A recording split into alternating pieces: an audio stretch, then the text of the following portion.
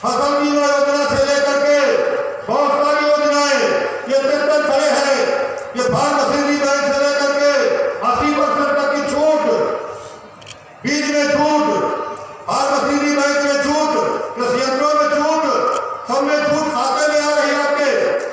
योजनाओं का लाभ लीजिए, आत्मनिर्भर बनिए।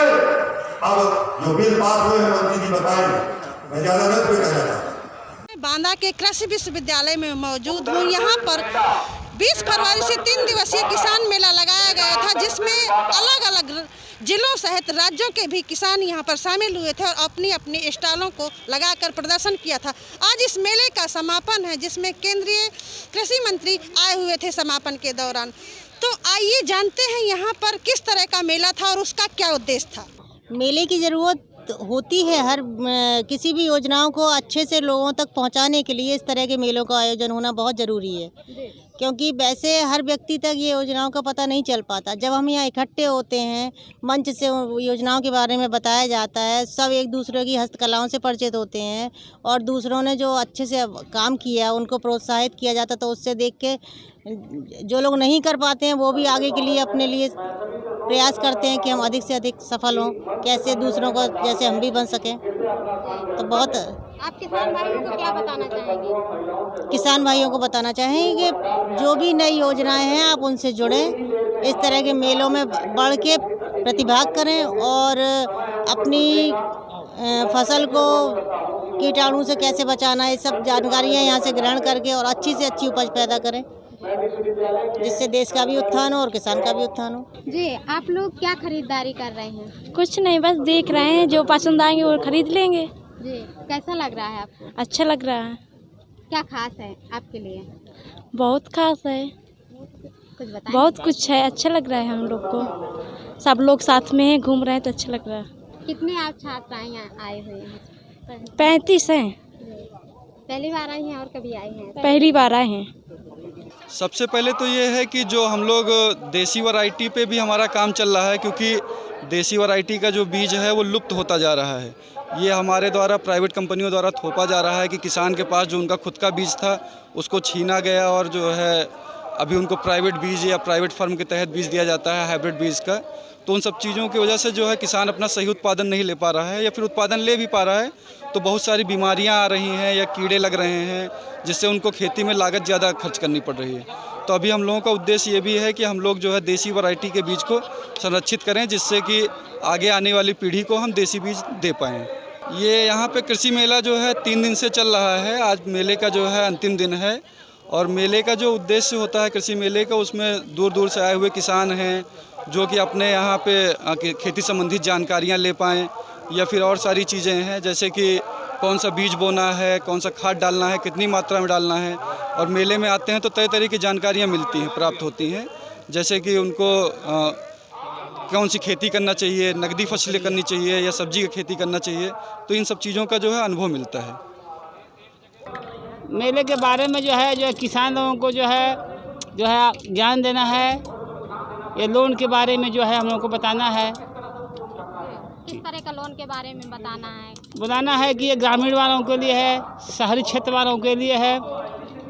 30% ग्रामीण वालों को छूट है, 25% जो है शहरी क्षेत्रों को छूट रहता है। ये हमारा प्रोजेक्ट जो होता है। मेरा नाम हीना है, मैं फतेहपुर डिस्ट्रिक्ट की हूँ और मैं इस समूह में जुड़कर स्वयं सहायता समूह, मेरे समूह का नाम है बिस्मिल्लाह स्वयं सहायता समूह। जिस समूह से जुड़कर हमारे समूह में 10 सदस्य हैं, जो हम लोग घर पे छोटा मोटा काम करते हैं, जो कि हमारे घर के हुनर हैं। हम अपने हाथों से ही ऊन का सामान है, ये सारे बना के, झालर है, थालपोस, ये सब बनाकर कैंप में जाकर वितरण करते हैं। इसी प्रकार से रक्षाबंधन में हम राखियाँ भी बनाते हैं, राखियाँ भी सेल होती है, होलसेल में भी राखी देते हैं और स्टॉल लगाकर भी राखियाँ दी जाती हैं। इसी प्रकार से हमारे समूह में दीपावली में गाय के शुद्ध देसी गोबर से दिए बनाए जाते हैं और एवं गणेश जी की मूर्ति बनाई जाती है, फ्लेक्स लक्ष्मी जी की मूर्तियाँ बनाई जाती हैं, जो कि हम दीपावली में इनको सेल करते हैं, होलसेल में भी देते हैं और रिटेल में भी इसको बेचते हैं। आप ये बनाने का काम कर रही है? मैम ये जो मेरा ऊन का काम है, झालर आलर का, थाल पोस, ये सब होम डेकोरेशन का, इसको तो 1 साल हो गया है। पर राखी का और दीपावली का इसी साल से स्टार्ट किया है। इसी रक्षाबंधन में, पहली रक्षाबंधन में जो बीत चुका है उसमें राखियाँ बेची, और जो अभी दीपावली निकल चुकी है उसमें दीपावली बनाई, और गणेश जी की मूर्ति, लक्ष्मी जी की मूर्तियाँ। कैसे आपके दिमाग में ये आइडिया आया? किसने प्रेरणा दी इस चीज़ की? इसकी प्रेरणा हमारे समूह से मिलती है। जो हमारे सर होते हैं वो हम लोगों को अलग अलग चीज़ों की ट्रेनिंग दिलाते हैं और मार्केटिंग हमें सिखाते हैं। हम लोग इसे बनाते भी, खुद भी सेल करते हैं। अगर हम नहीं सेल कर पा रहे हैं किसी कारण से, तो हमारे सर हमको होलसेलर से कंट्रीब्यूट करवा कर होलसेलर में हमारा सामान बिचवाते हैं। और हमारा सामान अमेज़ॉन है, जैसे कि फ्लिपकार्ट है, इन सब चीज़ों से, इनके ओनर से हमारे डिस्ट्रिक्ट इंचार्ज हैं जो कि हमें कांटेक्ट करवा के होलसेल पे हमारा सामान वहाँ पर सेल करवाते हैं। जब से हम लोग काम कर रहे हैं नागरा जूती बनाने का, हमारे यहाँ करीब 150 कारीगर काम कर रहे थे। इस समय प्रेजेंट टाइम में काम बंद होने की स्थिति में था। जब ऑडियो 1 डिस्ट्रिक्ट 1 प्रोडक्ट में सिलेक्शन हुआ तो लोगों को एक उम्मीद सी जगी, तो लोगों ने काम करना फिर से शुरू किया। जी, आप कहाँ पे आए हुए हैं? हम यहाँ बांदा में किसान मेले में प्रदर्शनी लगाने आए हुए हैं। किसान मेले में जूती का क्या संबंध है? ये यहाँ पे किसान लोग आएंगे, ODOP से संबंधित यहाँ पे सभी जिलों के स्टॉल लगाए गए हैं, उसी में हम लोगों ने भी लगाया है।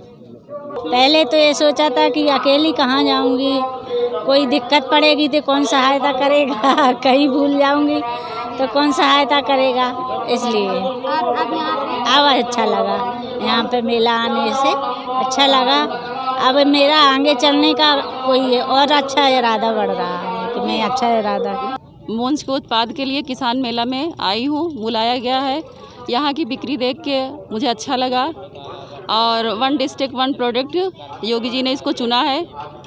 सो इसकी ख़त्म हो चुकी थी, उन्होंने जब चुना है, उन्होंने इसको बढ़ावा दिया है, ये आगे बढ़ता जा रहा है, इसके लिए धन्यवाद। क्षेत्रीय कृषि मेला का आयोजन आज बांदा में किया गया, जिसमें हज़ारों किसानों ने भाग लिया।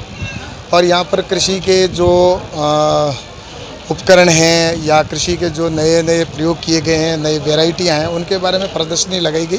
और जो लगातार पिछले 3 दिन से ये आयोजन चल रहा है, जिसमें 7 प्रदेशों से किसान आए और उन्होंने यहाँ पर अपने नई नई वैरायटियों को देखा और किसान की इनकम कैसे बढ़े, नए एंटरप्रेन्योर वगैरह सबको, तो इसके लिए ये देखा, और जिसका निश्चित रूप से आने वाले समय में किसान को लाभ होगा और किसान की इनकम डबल करने में वो सहायक सिद्ध होगा।